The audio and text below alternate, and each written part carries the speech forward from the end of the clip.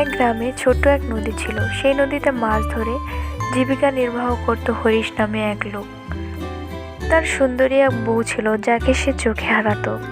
একা একা কোথাও যেতে দিত না, এমনকি তার শ্বশুর বাড়িতেও গেলে সে তার সাথেই যেত। তো একদিন, মাকে খুব দেখতে ইচ্ছে করছে, বাবার বাড়ি কতদিন হলো যাইনি, এবার যাব আমি। আরে কি বলো তুমি? এই তো এখন মাছের মৌসুম পড়েছে, এখন আমার মাছ ধরা ভালো হচ্ছে। এখন কোথাও যাবে না তুমি, তোমাকে আমি যেতে দেব না। না, এবার আমি কোনো কথাই শুনবো না, এবার আমাকে যেতেই হবে। আমি অনেক দিন মাকে দেখিনি, আমার কি ইচ্ছে করে না মাকে দেখতে, নিজের বাপের বাড়ি যেতে। আমি যাবই যাব, তুমি কিন্তু না করবে না আর। হরিশ তার বউয়ের কথা ফেলতে পারল না, এই জন্যে সে রাজি হয়ে গেল। হ্যাঁ, জেদ যখন ধরেছো তখন তো যাবেই। এখন তাহলে তুমিই যাও একা, আমি গিয়ে পরে আনবো নি। আর তাড়াতাড়ি এসো কিন্তু, বেশি দিন দেরি করো না। এরপর হরিশের বউ বাপের বাড়ির উদ্দেশ্যে রওনা দিল। এরপর বেশ কয়েকদিন হয়ে গেল। হরিশেরও তার কিছু ভালো লাগছিল না তার বউকে ছাড়া। বেশ কিছুদিন তো হয়ে গেল, বউকে এবার আনতে হবে, আর ভালো লাগছে না। একা তো কোনোদিনও থাকিনি এভাবে, যেতে হবে। আজকেই বেরিয়ে পড়তে হবে শ্বশুর বাড়ির উদ্দেশ্যে, না হলে আর পারছি না একা থাকতে। আজই বউকে গিয়ে আনবো বাড়িতে। এরপর যেই কথা সেই কাজ, হরিশও তার শ্বশুর বাড়ি চলে এলো। এই যে চলো, অনেকদিন তো হলো, চলো আজকে বাড়ি যাই। এত রাতে বাড়ি যাব? মাথা কি খারাপ হয়েছে তোমার? বাবা, আমি বলি কি, আমি তো গুরুজন, আমার কথা একটু শোনো। আজকে তো অমাবস্যা রাত, আজকের দিনে বাইরে না যায় ভালো। যখন এসেই পড়েছো, তখন আজকে রাতটা থেকে কালকে সকালে তোমরা বেরিয়ে পড়ো। না, আপনি যা কিছুই বলুন না কেন, আমি আজকেই ওকে নিয়ে যাব। কিসের অমাবস্যা রাত, আমি এসব কিছু মানি না। চলো তুমি, আজকেই তুমি যাবে। এরপর অমাবস্যার রাতেই তারা বাড়ির উদ্দেশ্যে রওনা দেয়। এক পর্যায়ে একটা গাছের নিচে পৌঁছায়। আরে, এরা কারা? এরা কি জানে না আজকে অমাবস্যা রাত? আজকে কেন এরা এখানে বেরিয়েছে? এদের সাহস এত বড়! তোমাকে বললাম এত রাতে বেরিও না, তুমি তো শুনলে না, মাও মানা করলো অনেকবার। তারপর তো কারো কথাই শোনো না তুমি। আরে চুপ করো তো, এসব অমাবস্যা রাত টাত বলতে কিছু নেই। তুমি খামোকাই চিন্তা করছো, বুঝেছো? আহা, বুঝতে পেরেছি। দোষ তাহলে এই ছোড়ার, এর এখানে এসেছে। হ্যাঁ, দেখাচ্ছি মজা, দাঁড়াও। আমার অনেক পানি তৃষ্ণা পেয়েছে, বুঝেছো? আমি একটু পানি নিয়ে আসি, তুমি এখানেই থাকবে, কোথাও যাবে না কিন্তু। এই বলে হরিশ পানি খোঁজার জন্যে চলে যায়।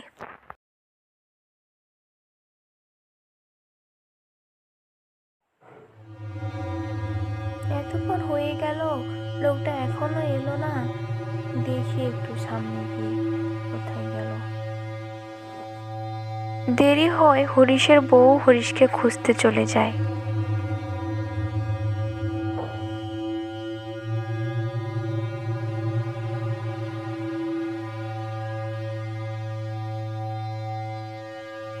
তুমি এখানে? তোমাকে আমি কোথায় কোথায় না খুঁজলাম। কোথায় গেছিলে এতক্ষণ তুমি? এতক্ষণ লাগে পানি আনতে? হ্যাঁ। আরে একটু দূরে গেছিলাম তো, পানি এদিকে পাওয়া যাচ্ছিল না, এই জন্য একটু দেরি হয়ে গেল।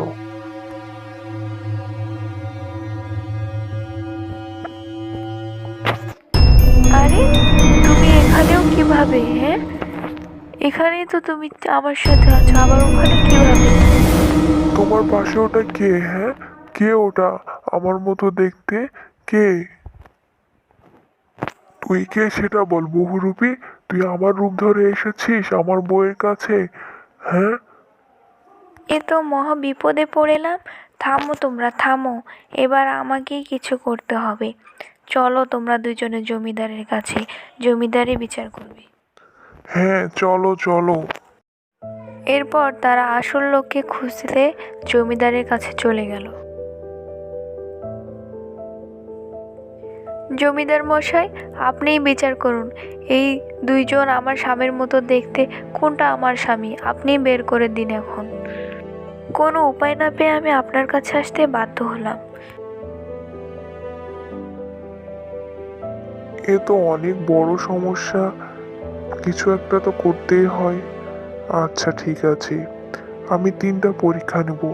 এই 3টে পরীক্ষায় যে পাশ করবে সে তোমার স্বামী হবে।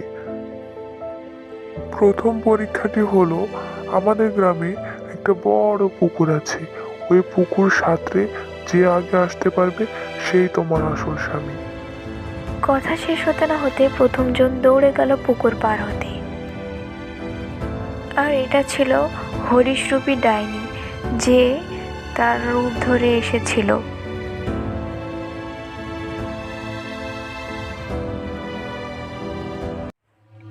ডাইনিটি তাড়াতাড়ি করে পুকুরটি পার হলো।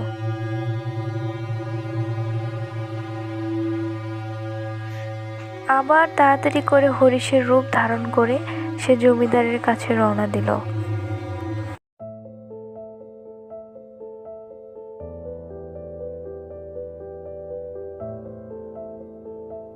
এইদিকে আসল হরিশ নদী পার হতে না পেরে ফেরত আসে। প্রথম পরীক্ষা শেষ, দ্বিতীয় পরীক্ষা হলো, আম বাগান থেকে যে একটি আম সব থেকে তাড়াতাড়ি আনতে পারবে সেই তোমার আসল স্বামী। প্রথমবারের মতো ডাইনিতে আবার গেল দৌড়ে আম আনতে।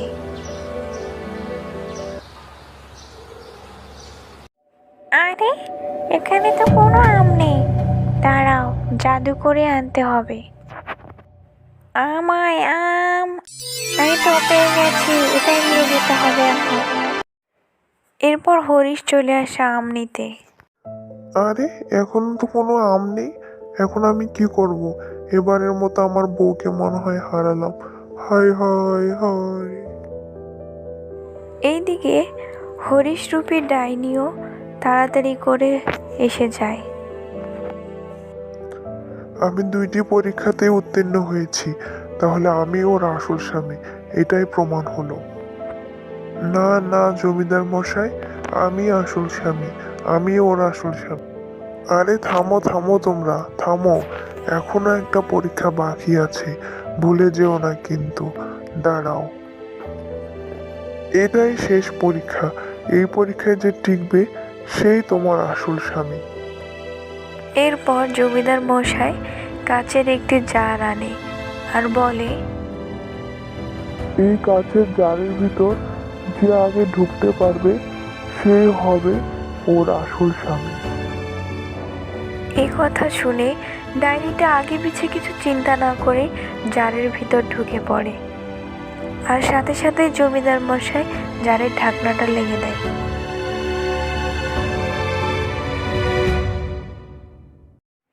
ও মা গো, ছেড়ে দাও আমাকে, ছেড়ে দাও। এই নাও, এটাই তোমার আসল স্বামী। হ্যাঁ জমিদার মশাই, আপনি ঠিকই বলেছেন, কিন্তু আপনি কিভাবে বুঝলেন ওটা ডাইনি? আমি প্রথম পরীক্ষায় দিয়েছিলাম সেই ভয়ঙ্কর পুকুর পার হতে, যে পুকুরটা কোনো সাধারণ মানুষ পার হতে পারে না, কিন্তু ওই ডাইনিটি করেছে।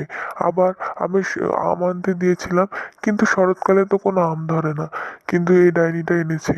এ থেকেই বুঝলাম যে এটা একটা ডাইনি, আর কায়দা করে ওকে ঢুকে দিলাম বোতলে।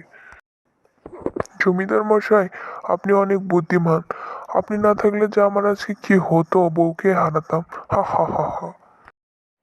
তো বন্ধুরা, এরকম মজার মজার গল্প পেতে আমার চ্যানেলকে সাবস্ক্রাইব করুন এবং লাইক দিয়ে পাশে থাকুন। ধন্যবাদ।